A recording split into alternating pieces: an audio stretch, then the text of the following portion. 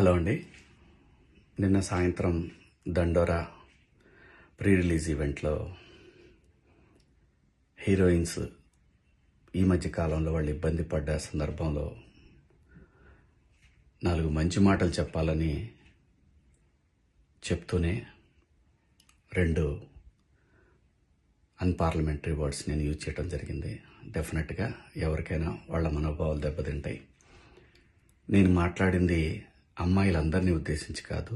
Heroines బయటకు వెళ్ళినప్పుడు బట్టలు జాగ్రత్తగా ఉంటే మీకు ఇబ్బంది ఉండదేమో మా అమ్మ అనే ఉద్దేశం తప్ప నేను ఎవరిని అవమానపరచాలని కాదు. బట్ ఏదైనా 2 అన్పార్లమెంటరీ వర్డ్స్ దొర్లినాయి. దానికి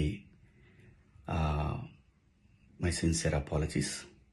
అండ్ ఇంకోటి, నేను ఎప్పుడు స్త్రీ అంటే ఒక మహాశక్తి, ఒక అమ్మవారిలాగానే అనుకుంటా. ఎందుకంటే ఇవాళ సమాజంలో స్త్రీని ఎంత తక్కువగా చూస్తున్నారో మనందరం చూస్తున్నాం.